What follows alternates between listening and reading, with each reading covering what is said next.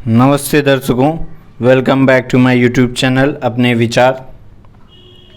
अगर आपको एक स्टार्टअप खोलना हो और उसके लिए अच्छे खासे पैसे भी मिल जाएं, स्टार्टअप अच्छा चले, लोगों के दिलों में राज करे और अच्छा ही चल रहा हो, कंपनी हर रोज़ ग्रो कर रही हो, यहाँ तक आप और आपकी टीम आईपीओ की तैयारी में लगे हों, लेकिन कुछ ऐसा होता है कि आईपीओ लाना तो दूर की बात, कंपनी किसी दूसरी कंपनी को बिक जाती है।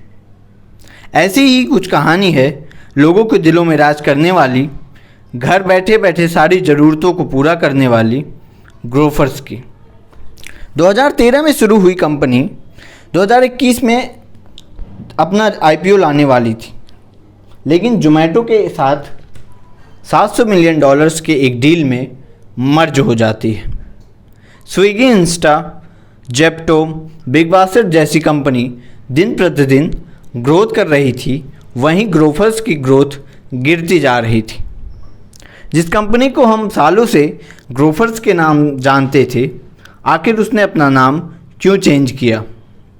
ये कहानी शुरू होती है 2013 में। सौरभ कुमार और अलविंदर ढींसा अपने आसपास फ़ोन से क्लिक होते हुए सारी चीज़ें देख रहे थे। उसी टाइम पर उनको एक आइडिया आता है कि cab booking, food delivery phone से होते हैं तो ग्रोसरी के लिए क्यों नहीं।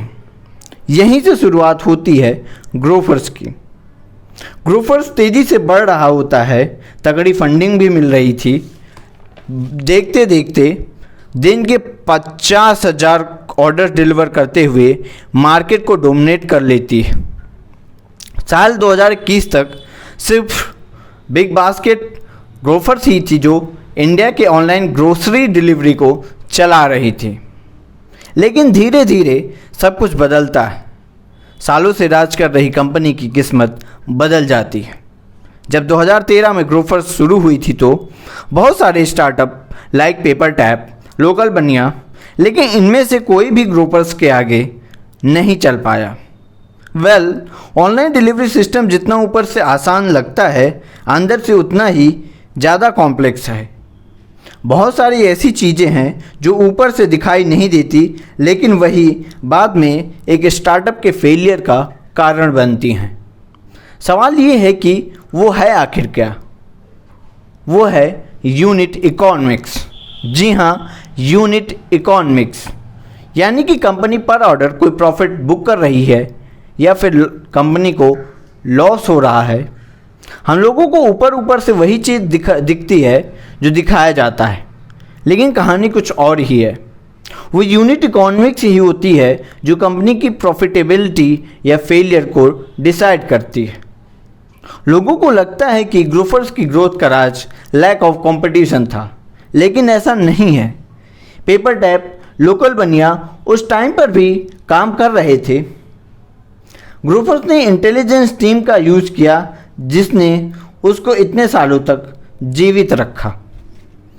बाकी के सारे स्टार्टअप का विज़न एक ही था, 1 से 1.5 घंटे के अंदर लोगों के घर ग्रोसरी डिलीवर करना। आइडिया तो बहुत ही ज़बरदस्त है, लेकिन इसका बहुत ही बड़ा डिसएडवांटेज है। वो ये कि इससे कंपनी का पूरा कॉस्ट स्ट्रक्चर हिल जाता है। इससे लड़ने के लिए ग्रोफर्स ने एक जीनियस स्ट्रैटेजी बनाई। इस स्ट्रैटेजी को समझने के लिए आपको ये समझना पड़ेगा ऑनलाइन डिलीवरी का सिस्टम काम कैसे करता है। कस्टमर ऐप पर प्रोडक्ट ऑर्डर करता है, उस प्रोडक्ट को डिलीवरी बॉय शॉपकीपर से कस्टमर तक पहुंचाता है। इस मॉडल के अंदर ये 3 मेजर प्रॉब्लम आती थी। Problem number 1, no control over quality. जो भी क्वालिटी शॉपकीपर ने रखी हुई है, कस्टमर को वही डिलीवर होगी। Number 2, lack of inventory. Customer वही चीज़ें खरीद सकते हैं जो कि शॉपकीपर के पास पड़ी हुई है। Number 3, high cost low margin. High discount के कारण ये नए स्टार्टअप कस्टमर को अट्रैक्ट तो कर लेते थे, लेकिन ख़राब सर्विस क्वालिटी के कारण बहुत ही जल्दी छोड़ देते थे। लेकिन ग्रोफर्स ने इन सारी प्रॉब्लम्स को देखते हुए अपना सारा का सारा वर्किंग सिस्टम ही चेंज कर दिया। पहला, 90 मिनट डिलीवरी को बंद किया। दूसरा, बहुत ही सारी सिटीज़ में अपना ऑपरेशन बंद किया, सिर्फ और सिर्फ मेट्रो सिटीज़ पर फोकस किया। तीसरा, अपने खुद के वेयर हाउस सेटअप किए, जिससे ये उन सारी कमियों को पीछे छोड़ दिया जो कि नए स्टार्टअप कर रहे थे। इस सल्यूशन से ग्रोफर्स को मिली सुपर पावर। वो सुपर पावर, सुपर इन्वेंट्री, क्योंकि ग्रोफर्स एक टेक्नोलॉजी बेस्ड बिजनेस है तो इनके पास बहुत सारे डेटा होते हैं, जिससे डेटा मैनेजमेंट से उन प्रोडक्ट को ज़्यादा रखते हैं जो कस्टमर ज़्यादा मंगवाते हैं, और उन प्रोडक्ट्स को कम रखते हैं जो कस्टमर फ्रिक्वेंट ऑर्डर नहीं करते हैं। ये हुई ना बात डेटा मैनेजमेंट की, क्योंकि अपने मुकेश अंबानी जी ने कहा है data is the new oil of this century.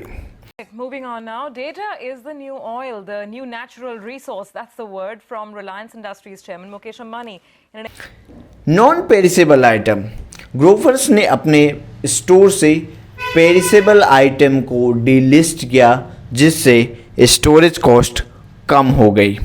Good margins, क्योंकि अब कोई मिडिलमैन नहीं है तो सारा मार्जिन कंपनी को ही जाता है। पहले मिडिलमैन होने की वजह से बहुत सारा मार्जिन उसको चला जाता था। ग्रोफर्स बहुत ज़बरदस्त ग्रोथ कर रहा था, ऊपर से लॉकडाउन तो सारा डिलीवरी का भार। ग्रोफर्स सब कुछ ठीक चल रहा था। कंपनी आईपीओ लाने के बारे में सोच रही थी, तभी हीरो की तरह एंट्री मारता है मार्केट में जेप्टो। 19 साल के लड़कों द्वारा बनाए गए स्टार्टअप के मार्केट में कंपनी को भूकंप का झटका देता है। ऐसा झटका कि ग्रोफर्स को आउट ही कर देता है। जहां ग्रोफर्स 2-3 घंटे में ग्रोसरी डिलीवरी करते हुए जेप्टो ने सिर्फ और सिर्फ 10 मिनट में डिलीवरी शुरू करके दिमाग ही हिला दिया। अब ग्रोसरी डिलीवरी का मार्केट क्विक कॉमर्स सेगमेंट की तरफ बढ़ रहा था। 10 मिनट की ग्रोसरी डिलीवरी की आदत के कारण ग्रोफर्स बना ब्लिंकिट।